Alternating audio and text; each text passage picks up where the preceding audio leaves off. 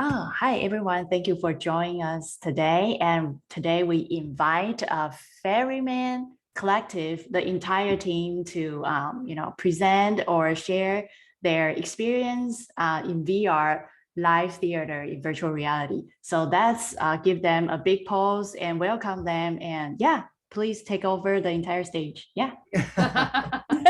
Thank you. It's not the entire team, but it is a good portion of us here.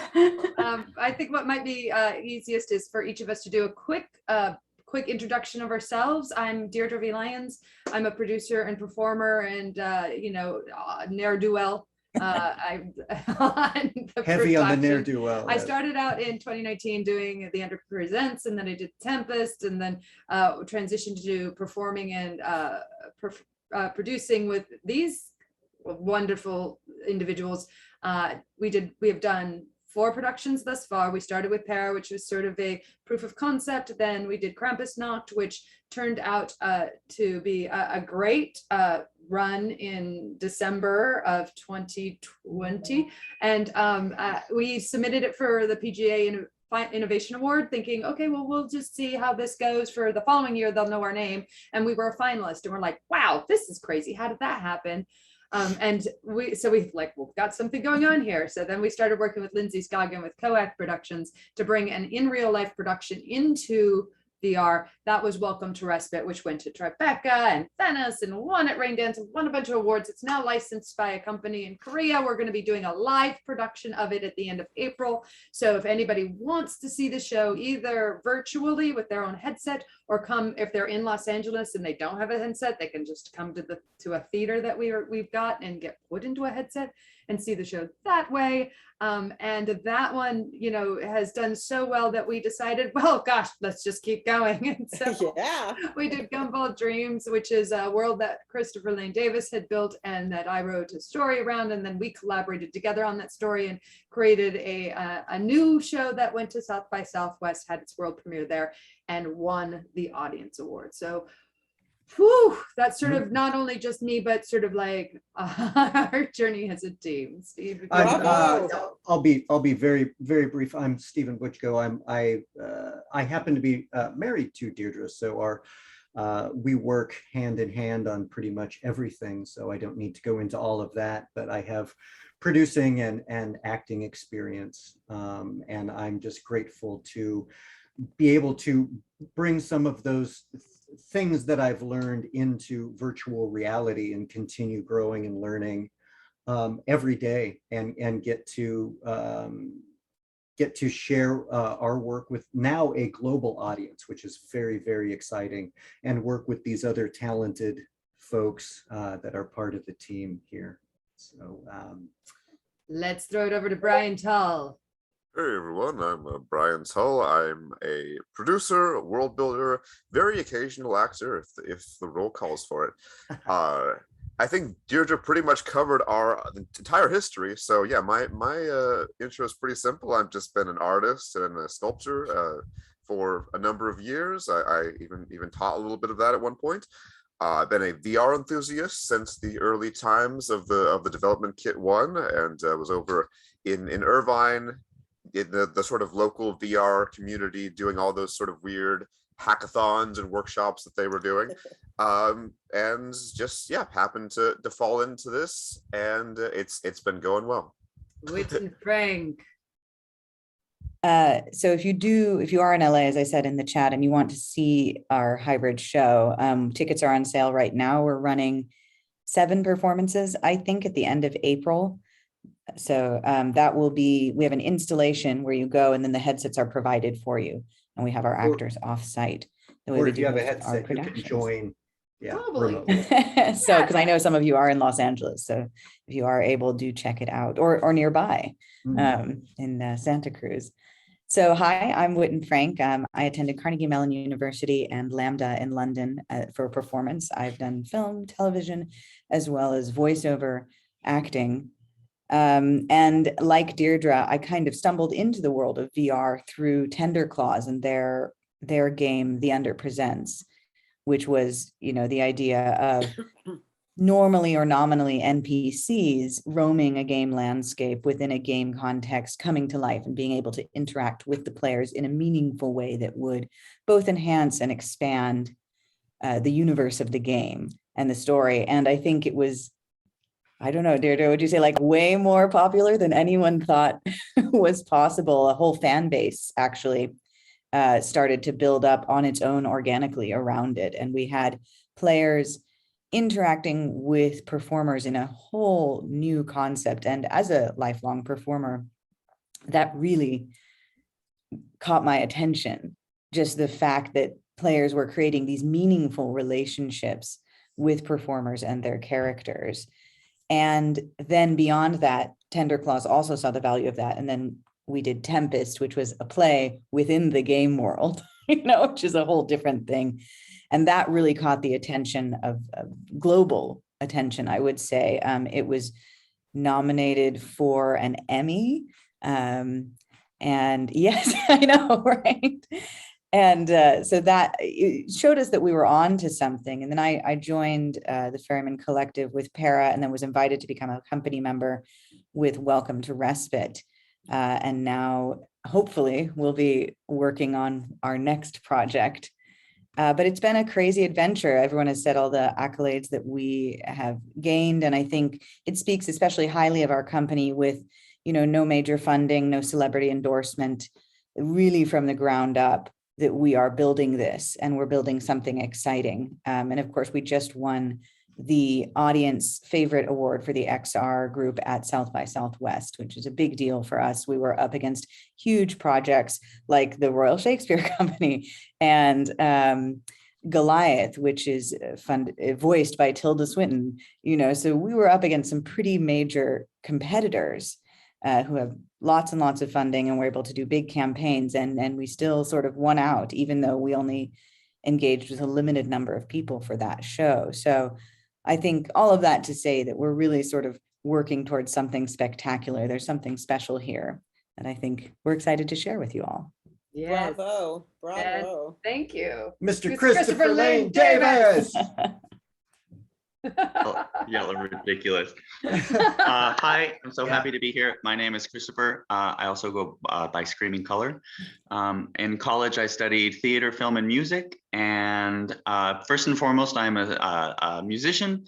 Kind of psychedelic electronica is what I like to call it, and also singer-songwriter stuff that puts the emphasis on internal psychology, self-love, and where it meets metaphysics. I also love filmmaking. I love photography. I'm a photographer who specializes in kind of surreal Photoshop type scenarios. More recently, 4 or 5 years ago, I became very, very interested in 3D design and animation, and that segued perfectly into VR development.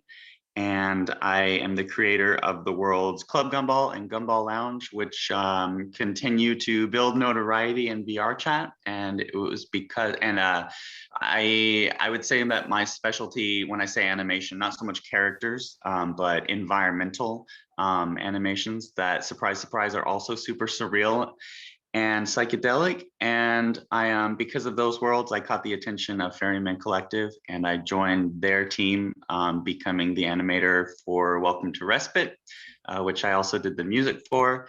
And when that project was sort of started coasting and beginning to hold its own weight, when we started working on the next project, Deirdre wrote the script for Gumball Dreams, and we spent the last 4 months developing that, and here we are. Yes, and that was a whirlwind. So let's just jump right into to seeing a little bit of just so you have a content. So I'm going to share my screen. And first I'm going to show you this video, which is If it works. Yes, hopefully it works. Fingers crossed, everyone. Tech is always going to break you from being a perfectionist. So this is it's going to start with a trailer of Welcome to Respite, and then it's going to go into a little bit of how the show works, just very short. It's only 3 minutes long. Welcome to Respite is a virtual reality adaptation. I'm going to pause that right here and ask if you can hear it. Can everybody hear it? Yeah. Great. All right, I'll continue. It's a good start. The Severance Theory. Welcome to Respite. that took place in August of 2019 in Silver Lake, California. Live theater is ultimately a social experience.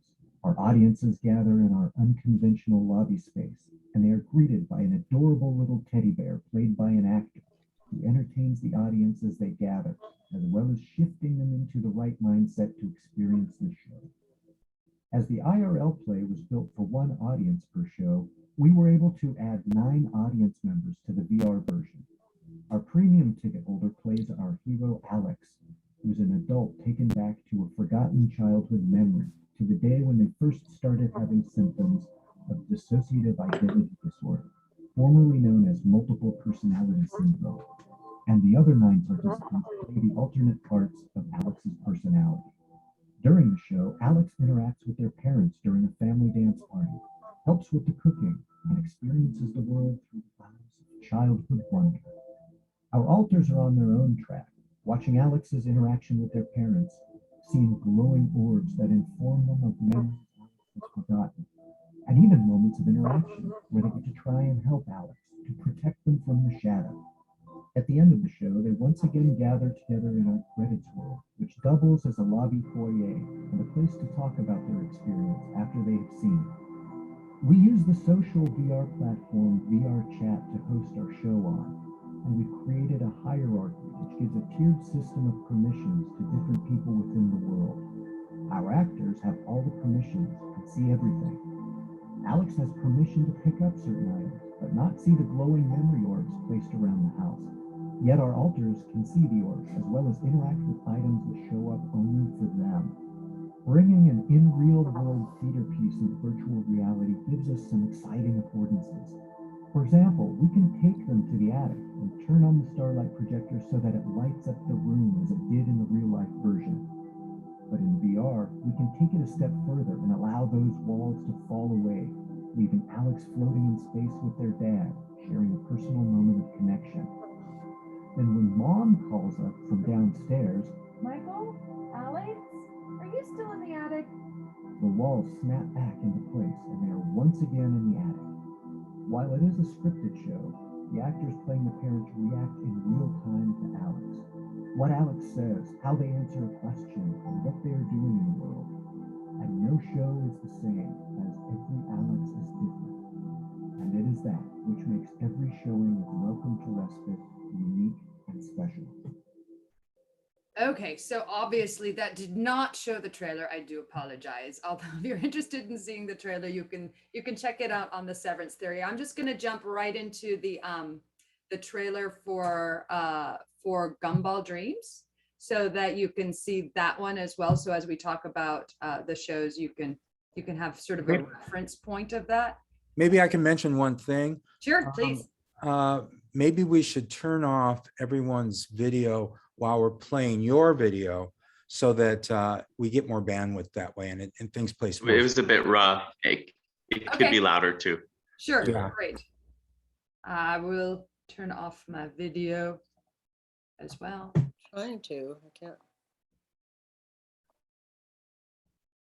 Okay, cool. All right. So let me see if I can turn it up. I think it's at its top. All right, check here, one other location. Oh, here, I can turn it up just a bit here. All right, so here we go. Can you increase your volume?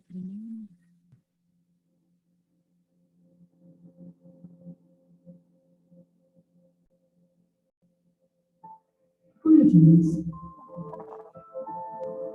You are here exactly where you are supposed to be. Did you hear me calling? Or was it instinct that brought you here? The time of transition is near, and you are needed to assist. It is an individual journey that began in this moment, at your beginning and my end. Hello, and welcome.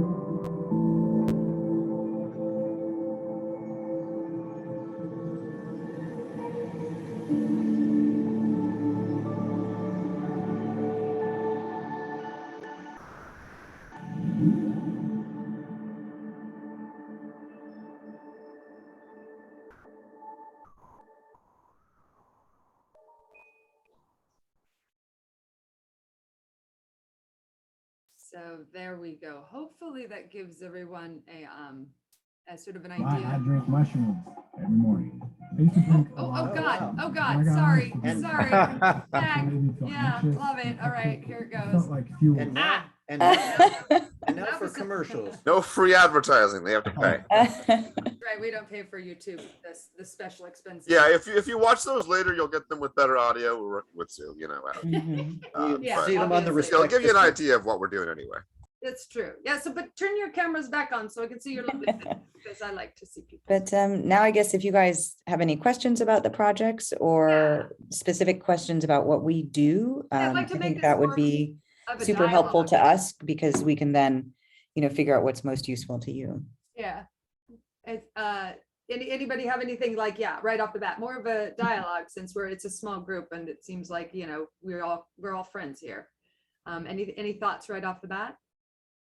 Well, I wanted to thank you again because this is very inspiring. And I don't think we can all be gyms, and have, even though I try to be a geek, it's like every year there's more and more technology, more and more things to use. I just think that your creative spirits and your energy, even like from nothing and, color adding his color, his vibe, and is really important to the world, especially now. We've gone through COVID, we're going through this stupid war stuff, and you're actually keeping joy and making people social and happy. And I think if Putin had this stuff, he wouldn't be where he is today, right?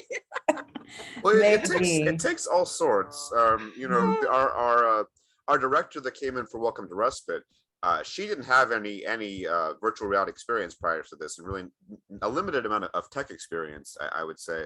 But she was just looking at options for her in person production, and VR was something that she had considered, and we just got into talking with her, and she was able to bring her experience with doing in-person immersives, and we were just kind of able to adapt that language to VR and figure out what could be adapted, what needs to be changed, and how we could kind of retain a lot of that spirit, but do it in a way that made sense for the medium. And in Gumball Dreams, one of our actresses is in her 70s as well. So I mean, there's opportunities for people with varying levels, different ages and varying levels of competency with technology to get it in various ways. Yes. One of the important touchstones that Deirdre and Whitton touched on early with their work in the Under Presents is that they discovered that human connection on an emotional, intimate level is still very possible in virtual reality, even though that we have to trade certain things. We don't have micro body language that we can pull from. We can't physically yet touch each other and have that connection, but our minds fill in the blanks. They could probably speak to this better than I can, but that's one thing that we Well, stay tuned because there are geeks in Silicon Valley working on haptic touch. it's all it's coming. already there. Yes. And I think Right. back to Absolutely. your point, you were talking about, the pandemic, which I think accelerated interest in VR in general, that it's kind of was the perfect storm. And the fact that actors and audience members can meet in a space and feel embodied and immersive, and it closely mimics what it feels like in person. And production in virtual reality, it's engaging, it's visceral, and people will still continue to seek it out because it is such a powerful platform as we come back from the pandemic. I don't think that it's going to go away. It will just add to what already exists. I know we had some bullet points that we had out for this particular talk, so we might as well start with sort of the first one: what you can do in VR performance that you can't do in real life. And we can loop in what Brian was saying about our in real life production of Welcome to Respite. Lindsay Scoggin did that. I was the voice of the shadow for that. And an example of what you can do in VR that you can't do in real life is, in real life, I went to a house in Silver Lake when I went to see the show, and I sat on the porch, and a woman came up to me and started talking to me like my mom. And I, of course, mentally just clicked right into that and then went into enjoying the show. But in VR, what we can do is take that my adult body and put it into a child-sized avatar. And now you are looking up at your parents. You are looking over the countertop like you hadn't done since you were 7 years old. The table is really high when you go to color on it. So it's a completely different experience, seeing things from that perspective. That's one thing you can do in a VR performance that you can't do in real life. Other team members? Other thoughts? Well, sure. I think another thing is not so much what you can't do, but what you won't do. Like I was talking about photogrammetry earlier before everyone got in, and in theory, if you got the rights to do it, you could take a scan of the Globe Theater, and you could do a production in there, which you're probably not going to get the rights to do normally. You can have whatever space you want. I mean, our house in Welcome to Respite was constructed according to our needs. We figured out what do we want. We want an attic. We want these rooms to be here. We were able to make our own space from scratch, which in an in-person production you would typically not be able to do unless you had a fantastically high budget.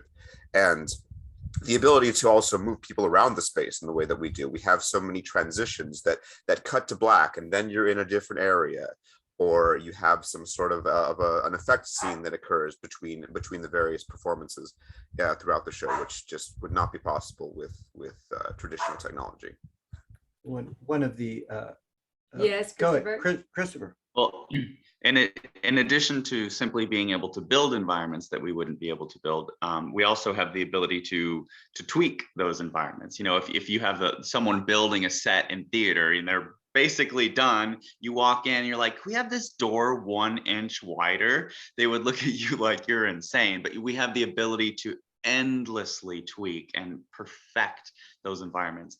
Also, like he already mentioned, some of the effects that we do, to do those in real life, we would need a $900 million hanger, you know what I mean, to pull off some of these things that we're doing. But we can do them in VR. Yeah. I just wanted to address Andreas's question. Yeah, we were really surprised, both Deirdre and I and the whole Tender Claws company. Those avatars were very rudimentary at the time. They didn't even have mouths, I don't think. No, they have like, you know, or no eyes. shadows, no eyes. Yeah, just shadows. They were very rudimentary, and I think we were all very surprised that players were forming these. Oh, hi. No, animals are children on stage. They immediately distract. We have the same issues, Andres. We were all very surprised at how much people connected with them, because you'd think, you know, everyone's very focused on hyper realism in VR at the moment. There's a lot of stuff with photorealistic capture and everything, which is not bad. You know, that's great. However, I think not that it's unnecessary, but it's a different focus. We saw that people didn't need photorealism to make a connection and have empathy. And we've seen that even more so in Welcome to Respite, which, as you heard, sort of focuses on mental health and awareness. And those characters are still fairly cartoonish, but we've had huge, I mean, we've had people cry in our shows. After talking with them after the show, we've had people talk about their relationship with their own father who dealt with alcoholism, or a friend who suffered from DID. Really incredible stuff. And you go, wow, maybe we don't need the hyper realism. Maybe that's not what it's about. Maybe there's something else going on here that people are connecting with. And I think the key for us, at least, is the live actors. We constantly get questions, is this pre-recorded? You know, and for us, or people say, why don't you pre-record? That's the other question we get, is why don't you pre-record? And of course, that would be easier. But that's not really the point for us. The point is the human connection and the empathy. And that's why we have the trained actors, you know, people who are able to give that type of emotion. Sorry, Sandra. That's okay. Well, one of the things that is really important in my work is intimacy, you know, learning how to connect on deeper levels and learning how to connect with yourself on deeper levels. So this is something that I would like to explore with you guys. Yeah, well, that's, and it's to Whitton's point as well. It's the type of material that we produce as well. It's not solely for entertainment purposes. It is, you know, we are a theater company, and it is our goal to reach a global audience, to share stories that, Well, in the work that I do, it is theater enlightenment, you know, and everybody has a great time, and it is entertainment, but it's also life. Yeah. And so you get to see it really big time. And that's what I'm really interested in. I'm also very interested in the holographic work, because I've seen some amazing things, and how to show clarity of mind through holographic things. I've got Sandra, we've noticed that that there is an ability to feel seen in VR that is very special, and because you're behind a mask, there's also a feeling of safety, which is really lovely. And the work that we do too focuses on intimacy, and our shows tend to have that at its heart. Even though we have these amazing spectacles, you know, that these visual graphics that are really cool. It allows, heart, right? it allows for a collective vulnerability. Wonderful. To be shared, and the more that we can all be vulnerable with each other, the stronger we will be, and the without question. That's I mean, that's the goal. We have seen in VR that really one of the most powerful physical things that comes across to people is a hug. Something very simple. We noticed that in Tender Claws. Yeah, it's crazy. You're not even with anything haptic. That's the insane part. People are there in their houses doing this. Yes. Right? Like doing this. Fabulous. And yet that emotion, that empathy, that feeling of, as Deirdre said, being seen, being held, is still there.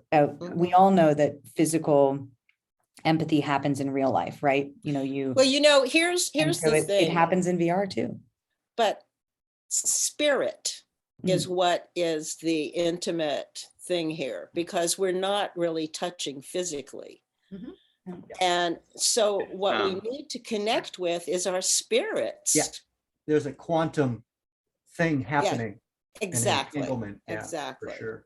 So I'm all in. I'm excited about this. I think in particular like our newest show, because there's a lot in Welcome to Respite. There is a significant amount of interaction with the one participant that is physically embodied in the space, but it is, I would say, more of a structured narrative in that we're going to ask you questions, but it's all kind of moving towards the same end, and your interaction isn't really going to influence that end in this particular show, because that's not the sort of show we're trying to do with Welcome to Respite. Every show, of course, has its own spirit and its own things it's trying to do.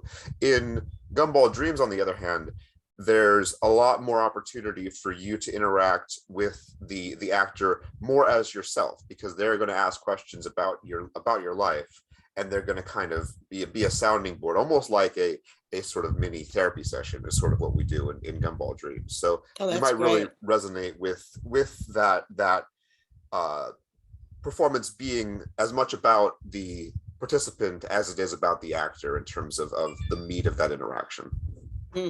Yes, Christopher.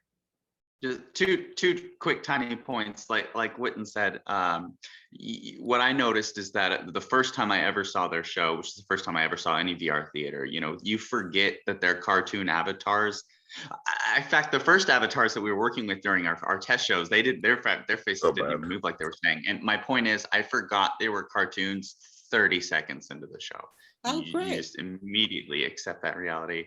And then the other point was, like everybody's been saying, you forget that you're not there in person sometimes too. And I notice when you're face to face with somebody this close in VR, you get butterflies, my heart pounds. It's like, can I kiss you right now? It's so real. I love Emily's comment. The virtual hug is the next killer app that will make people happy. Woo!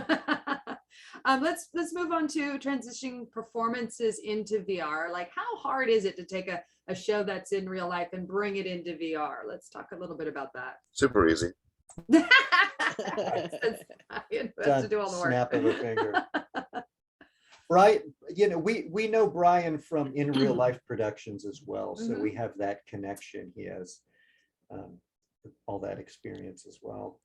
Along So you know he's not a bot. Yes, or a very advanced bot. I'm a very advanced bot.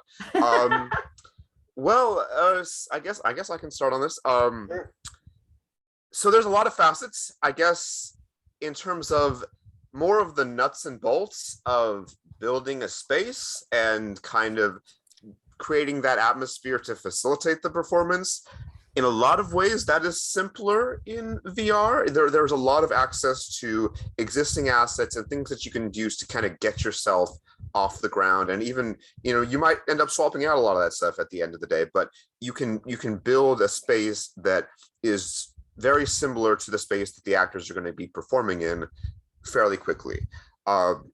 One of the challenges, I guess, in terms of functionality is that we're dealing with a bunch of buttons. We're dealing with a bunch of buttons to trigger things. In the case of Welcome to Respite and the case of Gumball Dreams, we're trying to make these shows financially efficient as well. So we make it so the actors can control everything. Otherwise, you need a stage manager, and then that's one more mouth to feed in the show.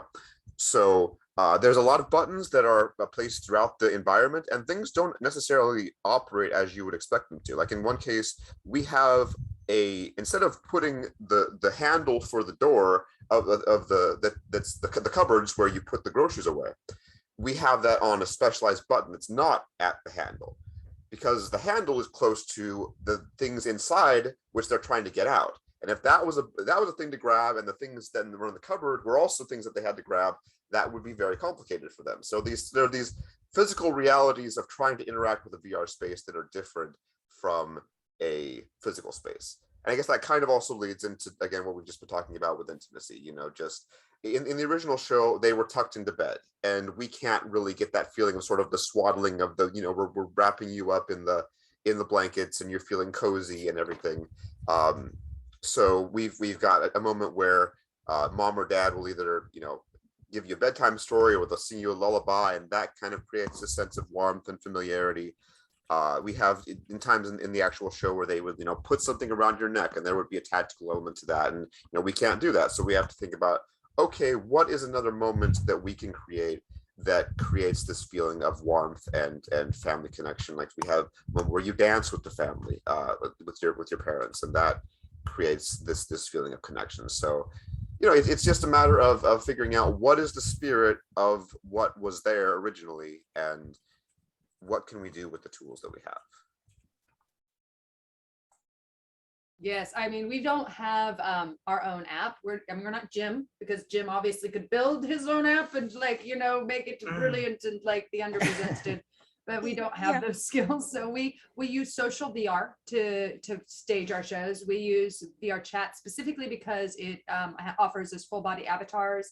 And if you reach out to touch Alex's face and you don't have an arm, it doesn't read the same.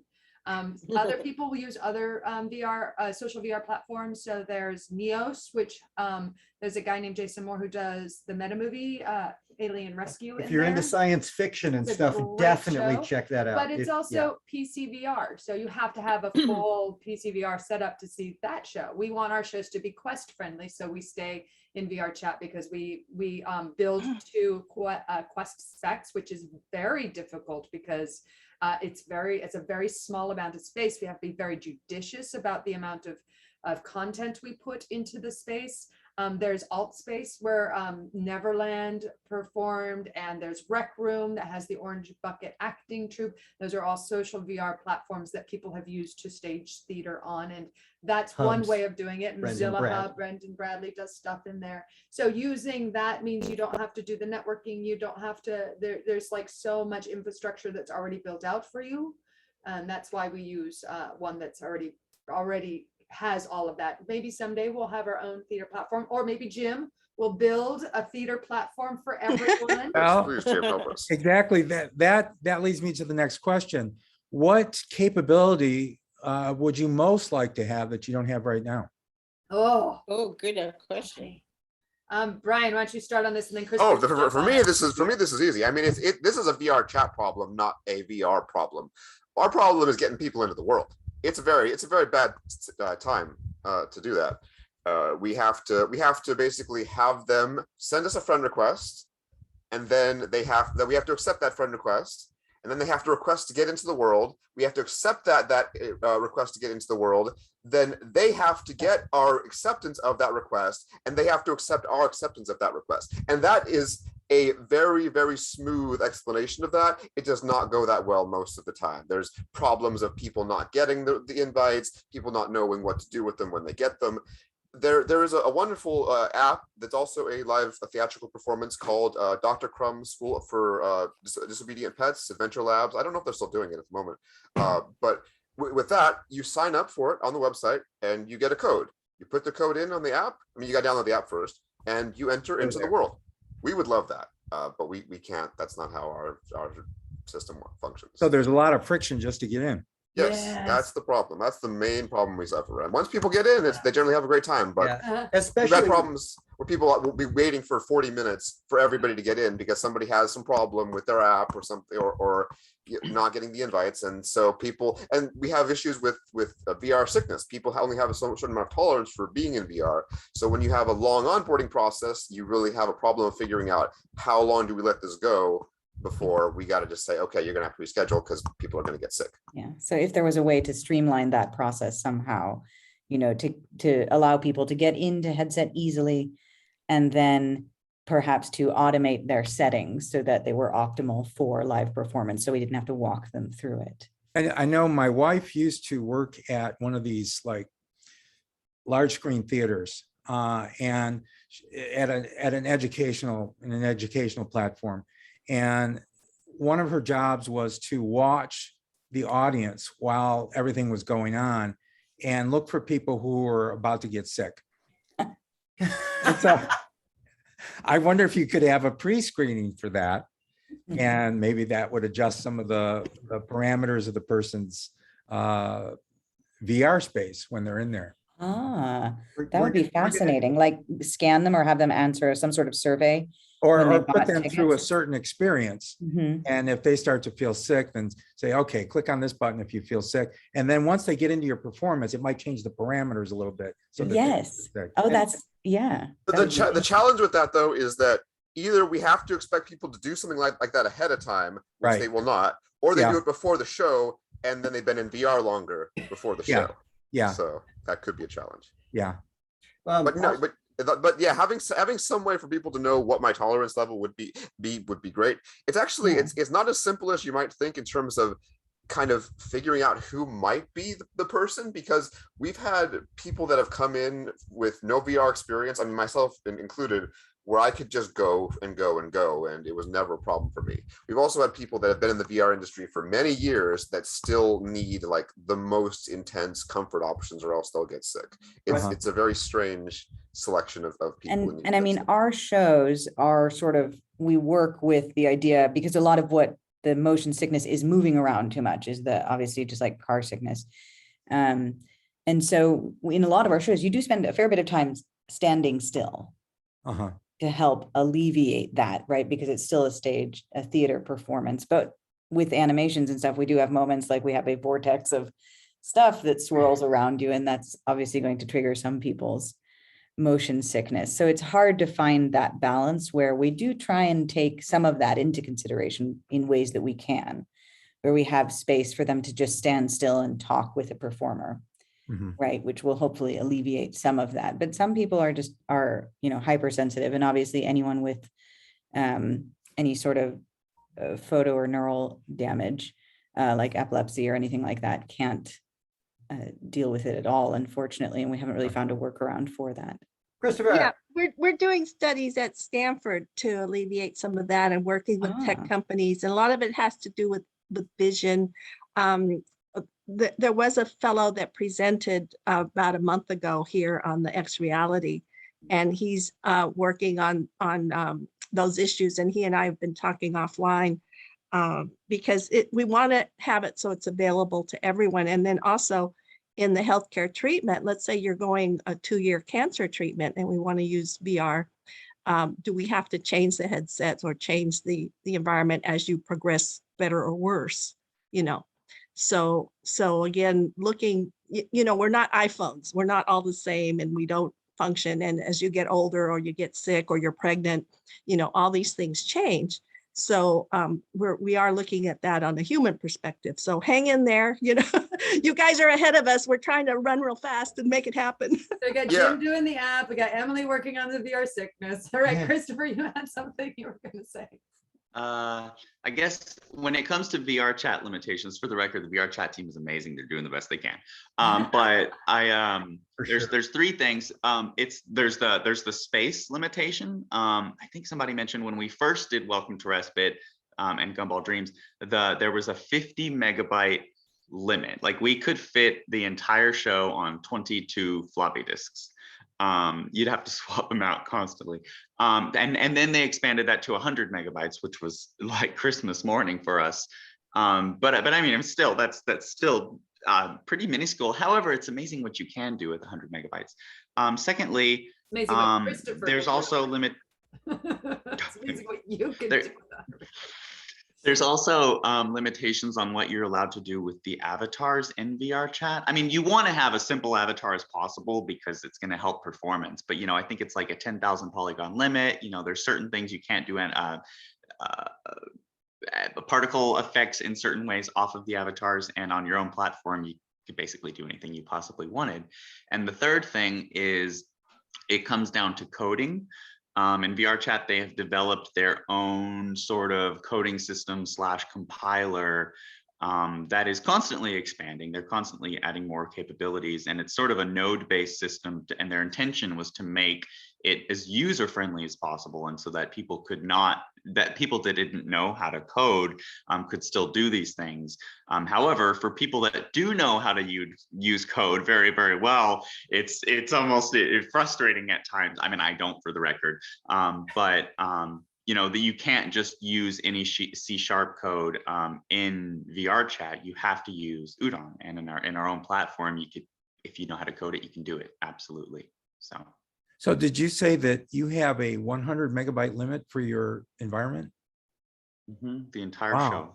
I have panoramas that are terabytes long. I know, it's crazy. And it started out as 50. So yeah, as Christopher said, it was Christmas morning when they announced the 100 megabyte limit. We're like, ooh, but it is incredible what we can do with that. And if you guys have a chance, you know, to be able to come see Welcome to Respite in the run that we do, you'll be able to see just how powerful that can be, which is, I think, interesting in the world of terabytes and so on and so forth that we are functioning in now. Terraforming, terabytes, all of the terras. One of the other issues that we deal with, and not just us, but everybody, that we're not the only ones that do this type of work in VR, but it's the latency issues with sound. You know, Pamela and Tim Kashani are into the Broadway music scene, and they did their show in alt space with their musical, which was live performed. However, the musical numbers had to be pre-recorded. If you have one person singing, that's fine, right? And Christopher, we've run into this a little bit as well with Gumball Dreams. With the music. With the music. And do not go to VRChat karaoke unless you want your mind to just melt. It's like a prison sentence for sure. So we've had people asking, you know, if it would be possible to do opera or something in VR. At the moment, sadly not, because unless you did it totally solo, you know, one aria after another. But if there was a way to sync music or voices to, you know, to somehow have it maybe separated so the performer could hear it as well as have it in the show. I don't know. At some point, we need to change the physics of light and sound. Yes, so that might be a problem, but yeah, whatever we can do to maybe mitigate that. Haven't there been some performance though? Didn't the Rolling Stones come together online individually to have a performance? Yes, they did, as did Metallica at one point, as did a few other people. And I mean, there are ways to do it. And certainly people did musicals in Zoom where they sang together. And in LA here, we had a lot of our bands doing performances where they were trying to all perform and sing together, varying success. Yeah. You just I need would very say. good connections, and you need people to be Yes. physically close to each other. If they're across the Yeah. world, that's not Yeah. possible. Yeah. Yeah. Unless you have like some What AI Whitton that is just going to said- like interpolate what sound is going on and like process and figure out what the next note you're going to play is to be able to Mhm. put that over the Actually, network. that is a very interesting idea. And I can think of some ways that you might do that right now. Ah. Well, if you got a system Whitton for said- us, then we'd love to chat. What Right, Whitton right, said but- just made me think of something. Well, she's there for me. She's probably not there for everybody. But, Point the but other what way. Whitton just said was Okay. that it triggered something in me. And if you were to use, so I mean, I like DJing, and DJ software has the ability to perfectly sync up stuff. And so, there would probably have to be a 1 or 2 second delay for it to process it. But I really feel like you could line everybody's Like beat performance matching up in technology, the same stuff we way. use, like the same stuff we Yeah. use on the hardware and in software. Oh my gosh. Huh. Ah, you Neato. guys think about that. Let's transition over to audiences in VR. I think we Yes, just, like, sorry. made an epiphany going on here with our crew. Audiences in VR and accessibility. So we have two things that I'd like to bring up about audiences in VR. First is that not a lot of people know about it. So, searching for our audience, building our audiences is, something that's ongoing. The second is accessibility. I in Los Angeles had done immersive theater since 2016.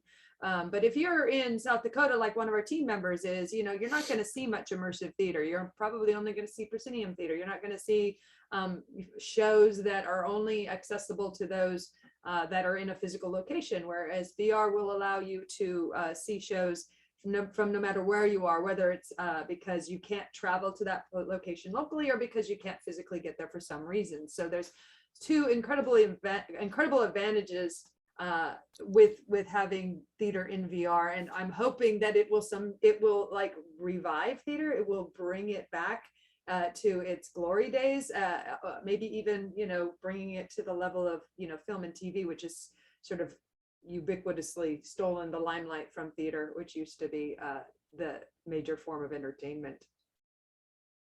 I come from the stereo 3D world. Mm-hmm. And one of the things, so the people that make 3D movies for the theaters and so forth, it embodies all of those people. And one of the things that 3D people are always complaining about is that we have no venues now, or very few venues. And I mentioned a statistic to our LA 3D club the other day that was interesting. And that is there are 120 million households in the United States. And Facebook or Meta has sold 10 million Oculus Quest headsets. Now that's a venue. That's quite a venue. And I guess I wonder if there's a question about how that could be maximized, how access to that could be maximized so that people were more aware of things like what you're doing.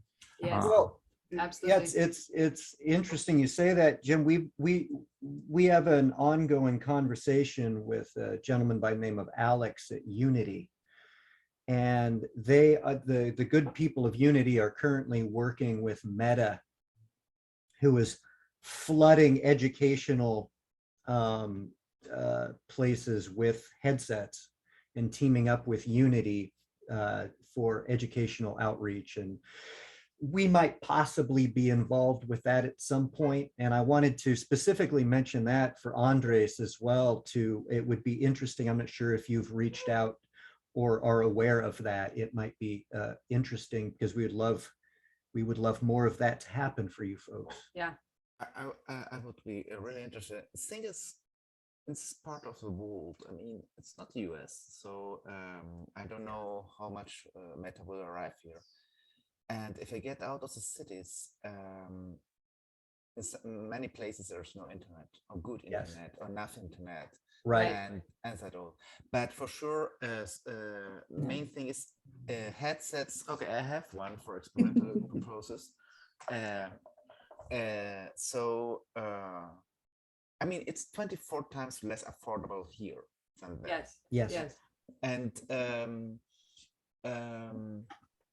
I would love to see shows so people, they don't have to have the stuff, but at least know what can be done. Yeah. And also what can be adapted or transposed to the devices and possibilities they have. Or if Meta was willing to give you headsets and, for your educational purposes, and you could have things on a local server. Yeah. And then that way you don't have the problems with the internet so much. Yeah, the thing is, that kind of initiatives, they don't, I mean, it's physical stuff. It's a headset. I would love to I will try to research where I can get some support from Meta, but it's very difficult that physical stuff arrive to third world, to Africa, to Latin America, and so on. Yeah. But anyway, we don't need that much. We need mainly your disposition of showing it, of talking, of what you're doing now. But for example, in my university, if you want to come around and talk and so on. So sharing your knowledge is more important and more relevant than the physical stuff. The physical stuff we can solve it with scotch and masking tape. The thing is, the knowledge, the experience, and the willingness to share. Our company and Deirdre and Stephen have done talks with universities. I'm hopefully going to do a talk at my alma mater, Carnegie Mellon, because obviously they're big on arts and technology and all those things. But Deirdre and Steve did a series of lessons with Chatsworth University. And so it's certainly something that we, yes, oh no, we'd love to, we'd love to, whether it was virtual or in person, we have organized talks as well as backstage tours of our worlds and in-depth kind of deep dives into what we do. So it's certainly something that if you want to talk more about that we could absolutely organize. And I know that you talked about like the accessibility that you have in the location that you're at is mostly on phones. And there is a world that you could like get Google Cardboard, put phones in it and create a theatrical experience, with the audience being in Google Cardboard and, having something happen with that, right? There's got to be a way to do that. And so creative thinking a lot of times can hopefully. This is ET. You'd be amazed that in Asia, there are VR headsets and devices that cost like $50. Okay. Because they have a lot of tech and a lot of companies who just want to churn stuff and also the life expectancy, they say is like a year, and then the technology gets smaller and cheaper. So again, the reason we haven't seen all of these things, and I've been trying to get my hot little hands on smart devices for medical, is that there is a chip shortage and a supply chain, and some of the plants in China and Taiwan and the Philippines have COVID shutdowns. They're still suffering from COVID. So there's going to be an explosion of all kinds of new tech and toys coming out of those countries. And so I'm going to bring those to you, hopefully, say, hey, play with these. If you like them, then I'll put them in my clinical trials, we'll road test together. We love it. But that is an issue in Asia, that people, if I buy a headset for my kid at $1,400, I can't, drive my moped, Right. I have a moped or a VR thing. Which one am I going to buy? Yeah. But I also think it's a marketing question too, because, think about how powerful the iPhone became, or even before that. Do you guys remember the colorful MacBooks that they released, right? The sort of candy colored MacBooks. I remember everyone sort of had to have those. And I don't think we've quite hit that yet with VR headsets. I don't think there's been a successful, and maybe Rajat, you can talk on this a little bit since you're a marketing person. There hasn't been a fully successful marketing campaign to say like, this is the new, you must have the new Quest. Like, we have people going out now buying, I don't know how much the iPhone 13 Pro is, but it's something like over $1,000. It's like 1,300, I think, something like that. Yeah. Best one, the Pro Max. Yeah.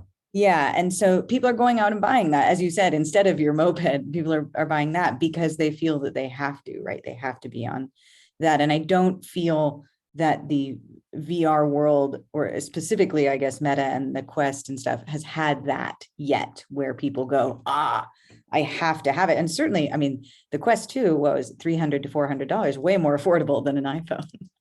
Well, a lot of people are wondering when Apple finally makes its entry into this space, whether they will constitute that. And it sounds like that's going to be 2023. Yes. They are working on it. I have a friend who works for Apple, and it's in the works. I think there's also a ton of potential in mobile VR. I mean, I've had a kind of phone carrying type VR experience for a while, but prior to getting my Quest, and there's a lot of things it can't do. But I would say if you can do live theater via Zoom, then being able to, even if it's a fairly simple environment, being able to be present in an environment and still having, if not 6 degrees of freedom, at least rotational tracking and the ability to have a live actor being, interacting with you face to face. I think that there's still an opportunity for a compelling experience there.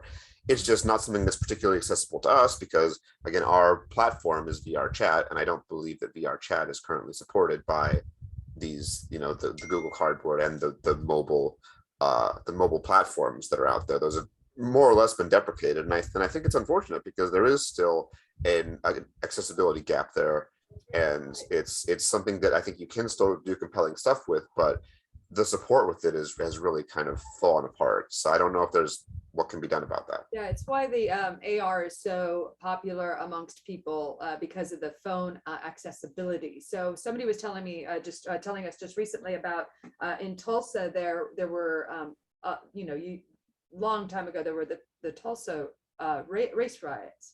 And they made an AR experience on a phone where you could go and you would put your phone up to the different places in that, walking down that street, and you could see, what the house looked like or what the carriage coming down the street was, and that is like a beautiful theatrical experience is using mobile. But I think that's why phones and AR sort of go together really well and is a good bridge into VR. I kind of want to loop in our new people who are. A question. Yeah, please talk. Probably about. Hello.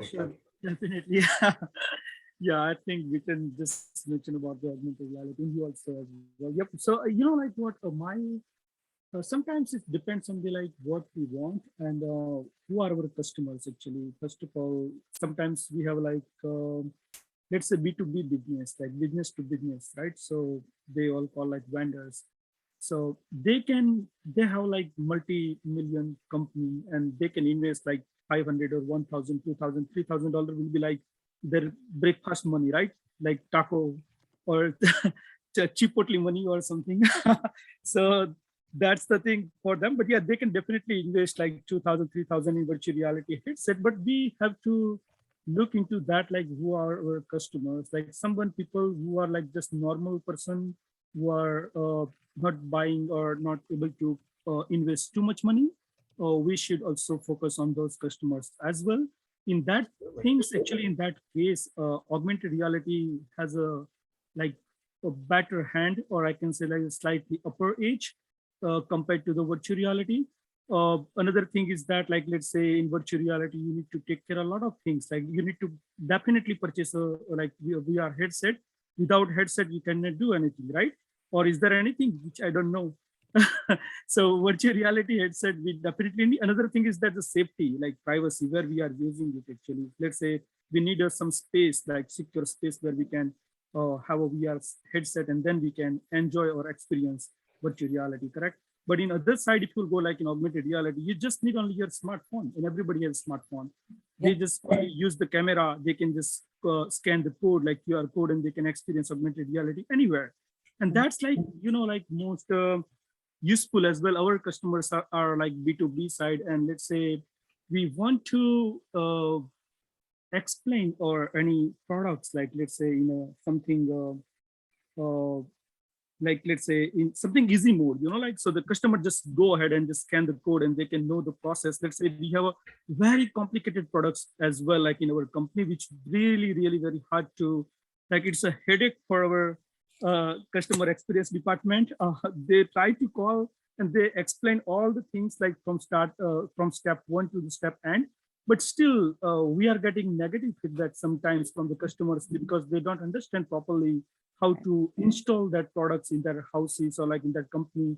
But yes, definitely, let's say if augmented reality is going there, yeah, again, if somebody is really able to pay the money, then they can definitely use the virtual reality. And in that case, actually, we can show them the process of installation that machine from step one to the step end. Whenever they are opening the packet, they then in augmented reality, there will be a clear instruction will be there on the top. Hey, let's now open the packet. Now then open the right side, now open the left side, then feel like this bolt or something, then adjust the wires or cables, something, anything we can explain in the instruction wise. In that case, they will not be lost. Very first thing. Second thing is that the installation process will be very smooth as well. They will definitely get success in from step one to end, and it will be easy to use them as well. We will also provide, like we can also provide some instructions on like how to use it, what are the benefits, what they should take care, and how the price is, all the historical data we can also present sometimes. Let's say we are giving you this product in $5. If you go in the market, your competitors, our competitors are like any other guys, they are selling this product in $7.50, means you are saving $2.50 in that product. Something like that, we can give them the ideas like in augmented reality, so that, or it will be very easy for them to get all the things properly, That's basically my thinking. Even I am working in customer experience and innovation department. I'm really focusing on innovative side. Most of the companies they are just working in one way, but we should, as I mentioned before, thinking something in innovative way. And if we provide the solutions for people or customers' problems in innovative way, like augmented reality, virtual reality, that can definitely change this world as well. Definitely, like in every field, AR and VR is keep growing. I'm not just comparing AR and VR; both are absolutely awesome. But again, I'm putting my conclusion that it depends on the customers and like audience, and actually what you want to achieve, what you want to give your customers. According to that, we should choose a specific technology like augmented reality or virtual reality. Yes, that's my idea. Thank you. Well said. Well said.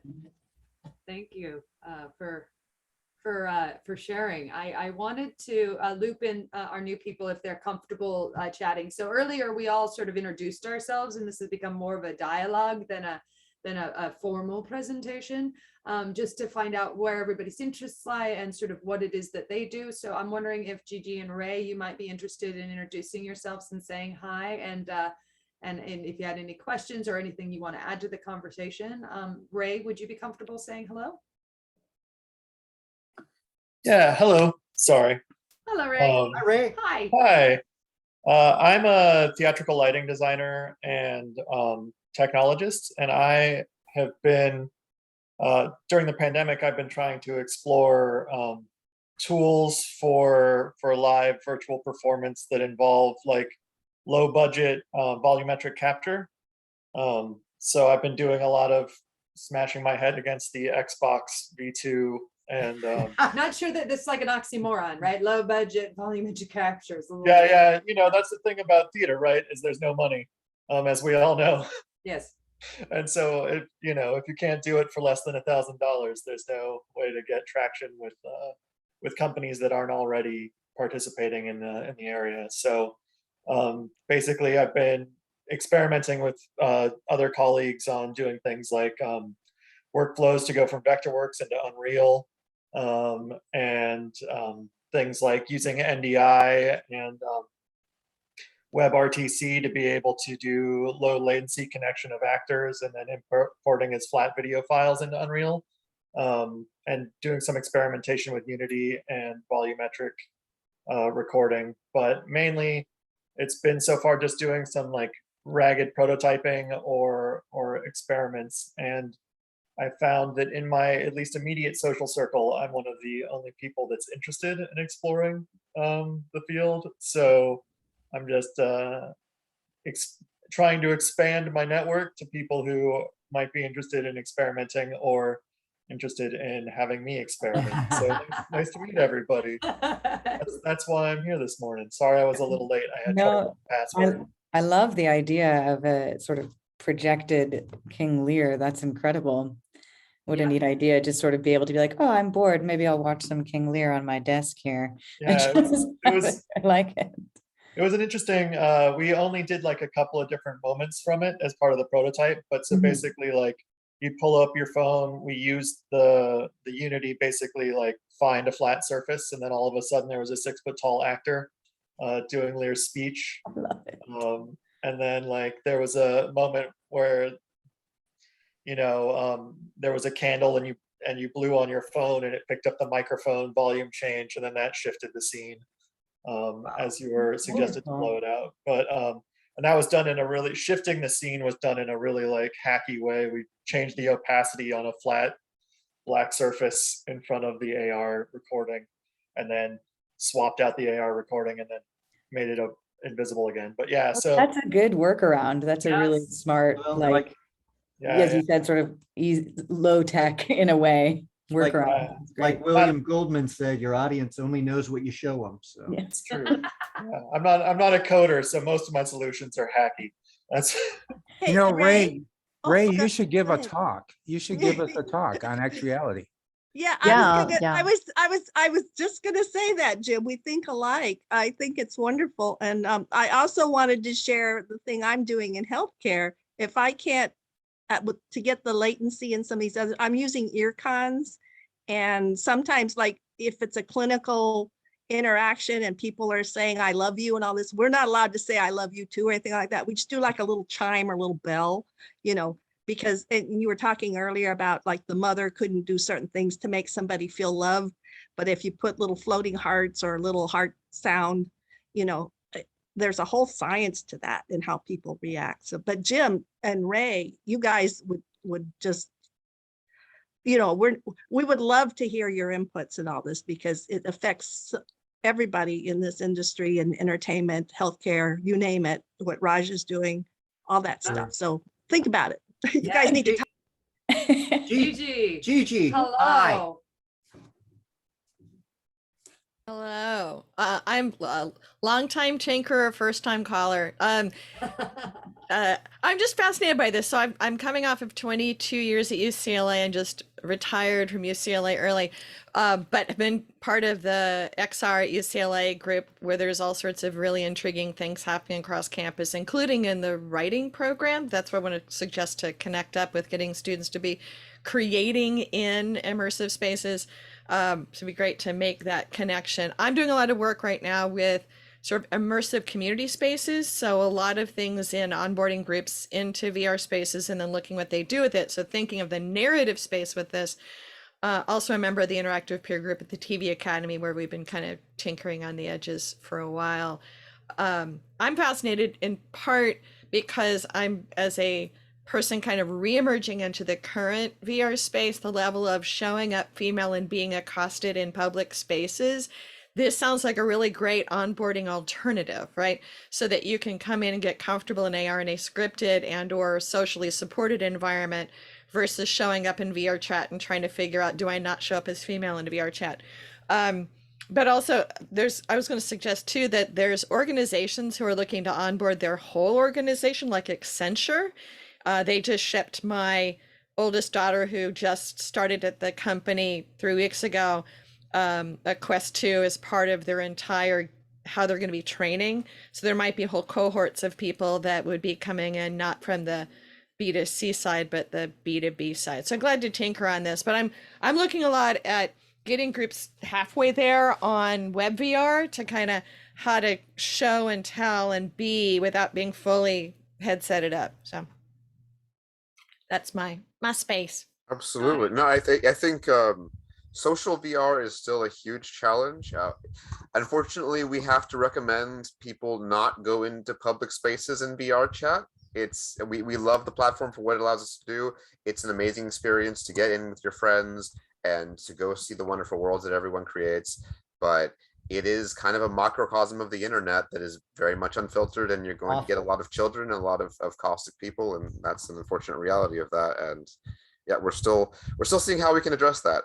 I think you also kind of got to an interesting point about the ability to use existing spaces. That is a wonderful tool for people that have almost no technical experience, is that if you have a script and you have actors and you know how to use VRChat as a user, you can go into a virtual space. I mean, we recommend contacting the person that created the virtual space and saying, can we do this? But you have a script, you have performers, you have a virtual world that someone already made.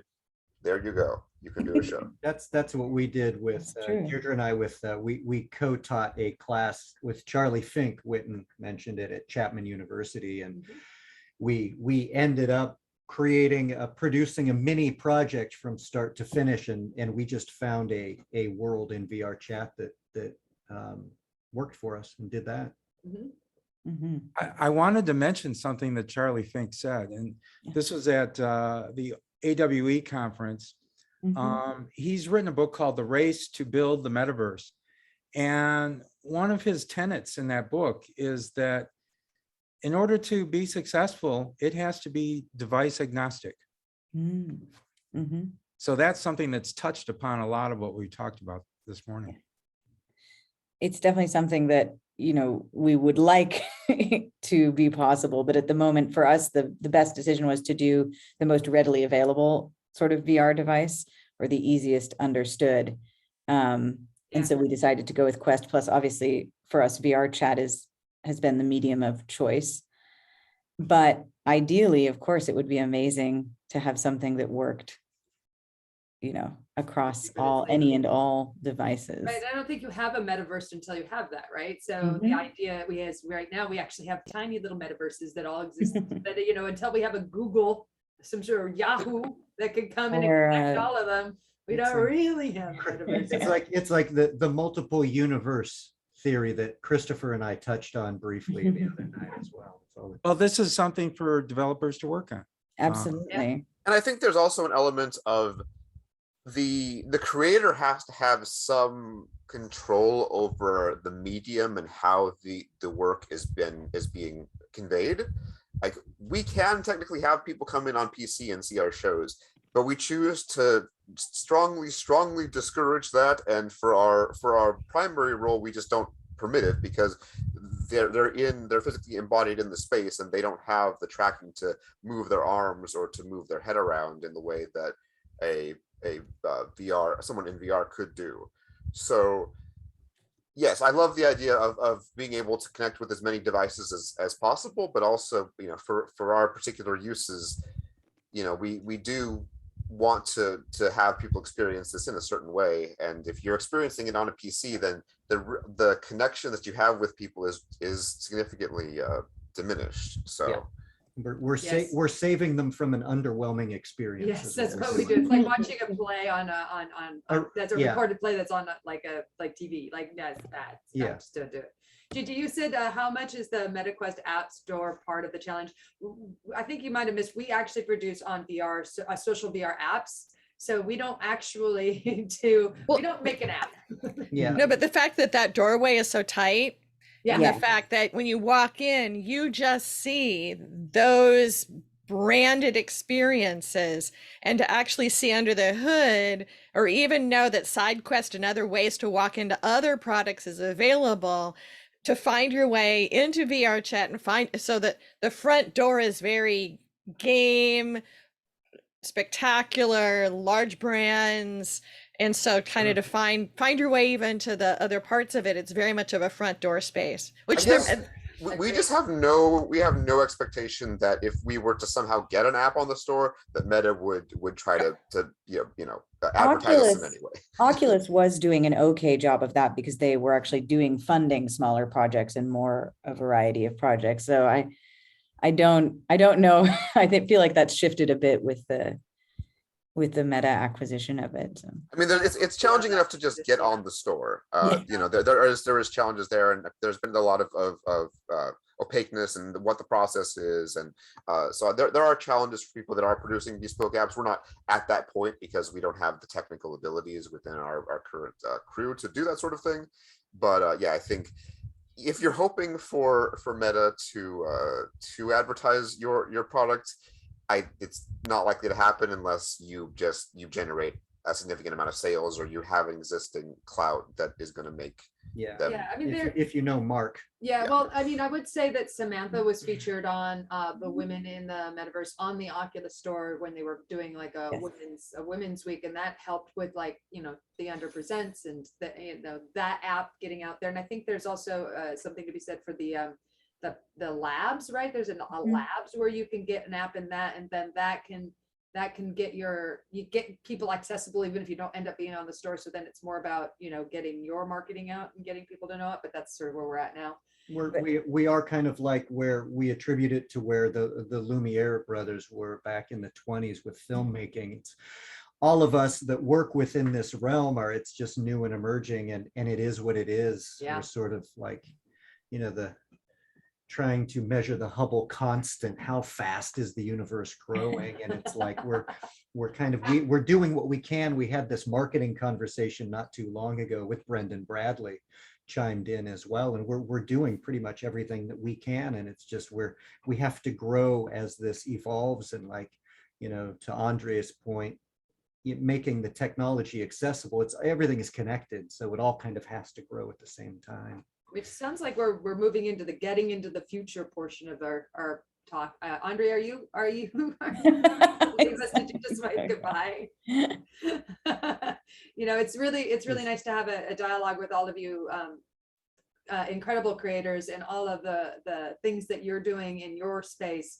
And there's such a collaborative spirit right now in VR. Everybody's super excited about what everybody else is doing and wanting to know more and trying to figure out ways to collaborate. And it's a beautiful time to be in VR. It's not as competitive as, say, you know, film and television is. You know, yeah, it'd be very hard to, you know, make a film and then, you know, shepherd it into the largest film festivals in the world, you know, when you don't really know anybody. Then, you know, but for us, like 2 years into doing this, here we are at Tribeca in Venice, and you know, doing South by Southwest, you know, it's like incredible. So like, it's just a very excited time to be creating in this space. And well, I was going to say, Ray, you should absolutely be submitting some of your stuff to things like this, because I think something like that would have killed at South by Southwest. Yes. Really and truly, and the variety of the range of both financially supported products, but also just sort of high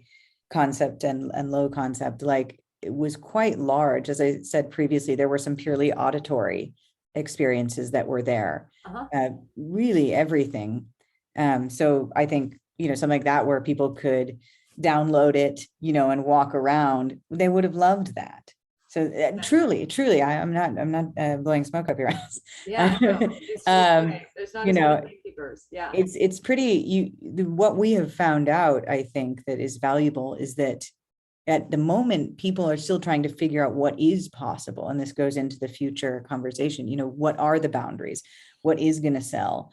And one of the problems that we've run into is explaining, you know, where the success is. I think a lot of companies are excited about VR. They're excited about AR and XR, but they still don't quite fully understand what the regular normal people find exciting about it, you know, and that's really where we've been trying to sort of move ourselves, is like, how do we make this something that we can go to a company like HBO or somebody and say, hey, you know, we could build you a fully interactive, immersive experience of your new show with live actors and things like that, and trying to get that across. So I think what's exciting about the future is that it's fairly open, because people are still, the larger world is still trying to figure out exactly what all this XR stuff is about. One of the most effective things that we've discovered so far is physically just putting a headset on somebody's head. Yeah. And South by Southwest was really kind of a new scary challenge for us, because our participation in that festival required us to have a booth there, putting people in headsets, and our actors remotely performed the show for them.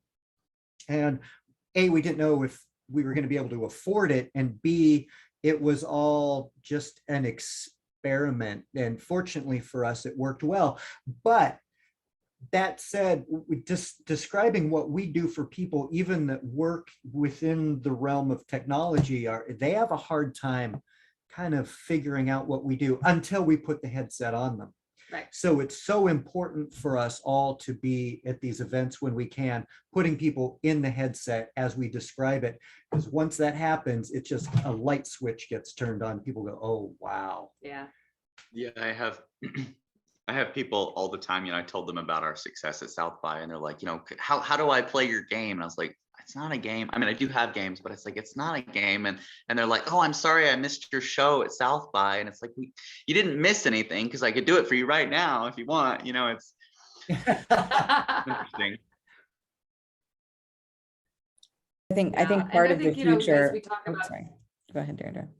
No, please, Whitton, go ahead. Oh, no, I was gonna say, I think part of the future is getting people to be more XR literate, to understand that it doesn't just have to be 3D gaming, right? It doesn't just have to be pre-recorded, it can be live and interactive. I can't stop. I think you're going to teach people to be social, okay? I have a problem, especially with my grandkids, because they were isolated from high school, they've lost connections with their friends. They're very depressed. They're exposed to so much crap. I have to check my credit cards and their games, all this, because NFT for what? There's so much money and crap going on. And what kills me is the metaverse real estate. Come on, guys. You guys are doing something real that touches human beings. And I think if nothing else, you're going to teach old folks like me and the young generations how to have a human experience, and how to leverage technology that works for them and that can be trustworthy. So keep doing what you're doing, and we'll stay in touch. So thank you so much. I'm just excited with everything you're doing. Thank you, Emily. Thank you, Emily. We appreciate it. Ferryman Collective has no position on non-fungible tokens. I don't understand them enough to have a position. There are positions that we have, but it depends on when you talk to us. Yeah. Well, I think actually the Under Presents that Deirdre and Whitton worked on, that was a great social tool, because people couldn't talk.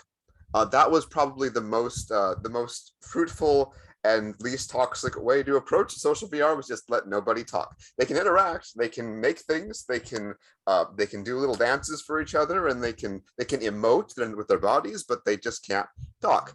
And I think, and they can still get out of hand and be problematic, but then the actors come in and they try to gently guide them towards being more respectful, and sometimes that works and sometimes it doesn't. But I think it could be a great tool for getting people to be more understanding about how they should act in a social environment and also in a theatrical environment. Because yeah, people's reaction to this sort of thing is a lot of times really surprising to us. People that we know from in-person performances will come in and they'll test out our shows, and they'll just do things that they would never do in a traditional show. They will, one of our friends, one of the friends of our director came in, he stood on the dining room table for a while, and he knew that he was on the dining room table and he could just walk off, but he was just gonna stand there for a while and just act from there. And you would never do that in a performance if you somehow ended up on the table. But it's amazing what you get out of people in VR, and hopefully we can start to educate people in how to be productive audience members and to contribute to the performance. So there. So the last sort of prompt that we have is providing real world examples of navigating this increasingly popular art form. So I would go back to the different shows that are available to see in the different platforms that are like on Neos and are on AltSpace. And I would also give you an invite to our Discord, which is called VR Live.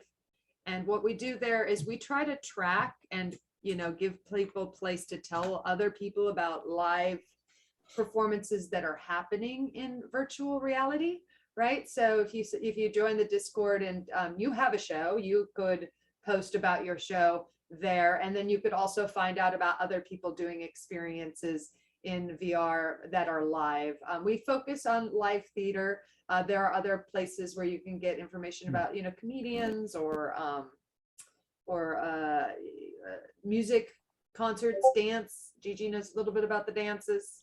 You know, maybe she could tell us about Second Life owning her own space and having to get an HOE email from getting an email from the HOE so you can have a spaceship take off from the front lawn of your house. Is that correct?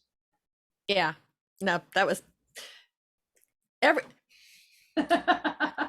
I just want to, I guess, anecdotally say that a lot of this stuff that we can go back to Second Life and learn, and there's a lot of people trapped in the space-time bubble that is Second Life working through a lot of these issues already. That my odd anecdote is just putting the fact that I finally went and got a house, and then they're all cookie cutters. We tend to have these choices that we take the same boring suburban house model from the real world and then take it to where we're going in the same buildings. But I put a spaceship on my lawn so I could find my own house, and I literally got an email from the homeowners association to take the spaceship off my lawn, which I then sent to all my family and friends. Sorry, I didn't mean to be destructive for that. That's brilliant. Like navigating too, you know, navigating social experiences in VR, and you know, Second Life is, you know, groundbreaking in a lot of ways, you know. That's But there's a lot of people there who are kind of like, we've been here for 15 years. Why do people not recognize that we've wandered through a lot of these topics? We've created plays and narratives and whole towns that have, you know, scripted movement, etc. But I do find it interesting though, that people would need to then know that you've got the Discord to get to the Discord to find the shows. So it's almost like that there's a narrative bridge of the where you walk in and how you walk in that is a little bit of the struggle for almost anybody with these spaces. And I am finding though the bridge from YouTube and TikTok in might be the more better narrative bridge for people who are looking for something similar. And I'm not sure who's doing that on the TikTok side, because I'm trying to keep that down to 15 minutes a day. But but a lot of it is that you do have the kind of behavioral habits that come from these other mediums, on how those kind of bridge people in who are not necessarily the bro gamer types, no offense to bro gamers on the call, to find their way in the door. So yeah. I was also going to say we should include the women building the metaverse Discord, just because that's sorry dudes, but it's a very exciting group of women in XR. And one of the things I particularly enjoy about the field is I found it much more diverse than almost any other tech field. It's pretty incredible, because it's so new, and because particularly during the pandemic, I think companies weren't as interested in it. So a lot of people who perhaps wouldn't otherwise be invited into the tech space were able to start building and experimenting in this space and create projects that raised awareness and all sorts of things, which is just fascinating to me that it's that open at the moment. And so the barriers of entry are a little bit lower, which allows a much more diverse landscape, which is pretty cool.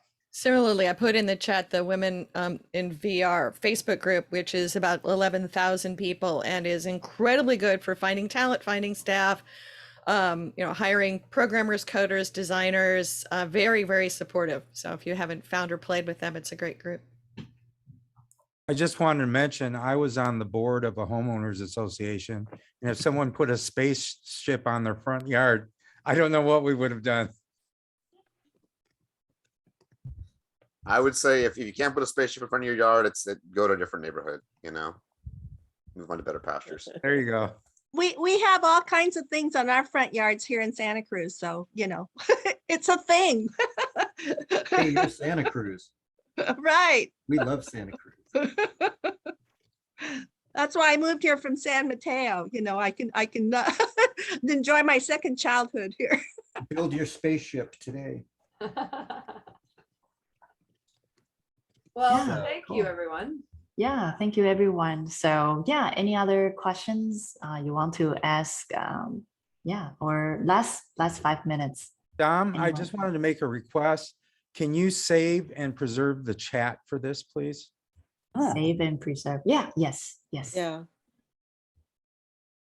So, could you tell us, I mean, for those of us who've just met you, can you tell us how you started this group and, you know, how it's grown over the years? Yeah, it was a pretty long story. I remember I started this kind of like organize like meetup back in 2019. And during that time, I was kind of like a solo entrepreneur, just quit my full-time job. Yeah, like a free fall into the cliff and didn't really know what's the future look like. But I kind of ran a dedicated desk in WeWork in Burbank.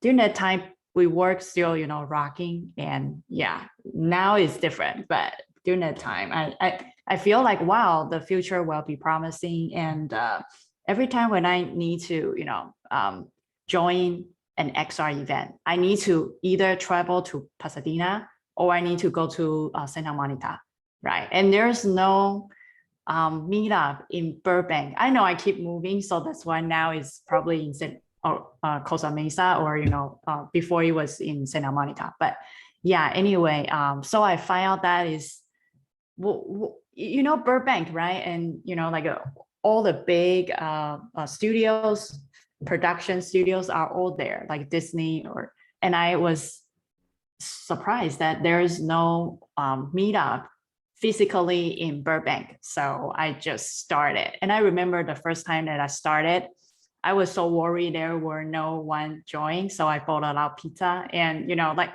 it was start from 0, right now grow to 800. And I told myself that no matter what happened, and, you know, every Saturday, there's always events. If, you know, I couldn't find any speaker, I've already, you know, it's like, I feel like this types of meetup is helping me to grow as well. Because I learned so much just by hearing everyone's knowledge. And yeah, if there's no speaker, I will create like Unity small courses and teach people. And those will, you know, actually force me to grow. And I really appreciate that I can host this event. It's those events, and yeah, I just grow with everybody. Yeah, so that's the history of it. Yeah, that's amazing. Yes, great work. Well, Thank you for having us on today. We really appreciate yeah, it. yeah. Thank you so much. Yeah. Oh, I think I've been helping Dom co-organize some of this stuff. Oh. And when we were talking about promoting this particular event, I said, Dom, you know, this is going to be one of your best events ever. And I think it has been. Oh, yeah. Cool. Thank you all for contributing to that. absolutely. Well, please, I think most of us are on LinkedIn and various other social medias. So please feel free to drop those links so we can follow each other and keep connected.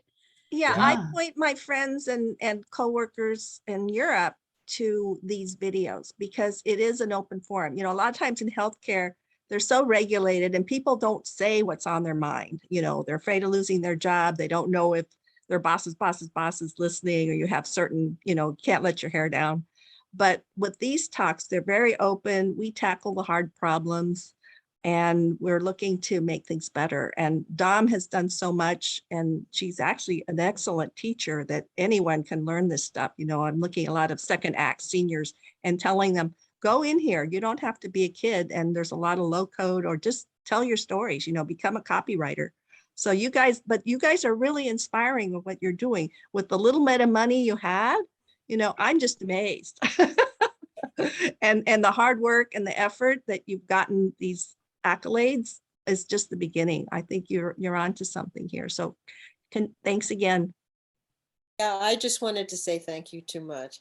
It's just, this is my first experience with all of you. And so I really want to encourage everything that you're doing. It's just fabulous.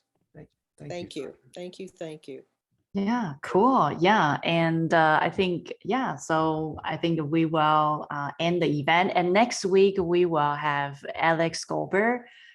He is designing the art, like the AR system for REI for a long time. And now he is in job transition. So yeah, next week will be fun as well. Yeah. Oh, wonderful. I also, Ray, I encourage you to reach out to the good people of the AR house here in Los Yes, Angeles. that's a Mm. really If you big do you know for them? you. Do you know Louis Risotto or I any? don't know. I'm located in my own small bubble up in the San Francisco Bay Area. So I've got You should- Yeah, join their Twitter and follow their events. And if you ever like come down to LA and stuff, you know, maybe Yeah. something will align with, because they're often doing things, and what they're doing is really pretty cool.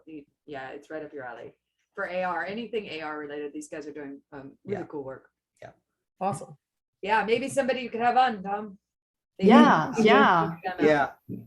Yeah. Yeah. So yeah, let's keep connect. And I believe some wonderful things will happen. And I will be in AWE this year. Yeah, so maybe we probably will meet in person. The majority of us will meet in person anyway. So yeah, Excellent. yeah, cool. Really nice to meet you all. Nice to Thanks meet for you, having everyone. us. Yes, So wonderful stay to in meet touch. everyone. You're all Yeah. freaking fantastic people. Doing My gosh, what an honor. It's Thanks been for really bringing this on, fun. guys. Thank you. Yeah, thank you. Cool. Bye bye. Thank Be you. Bye, healthy. everybody. Bye. Bye. Take care. Bye.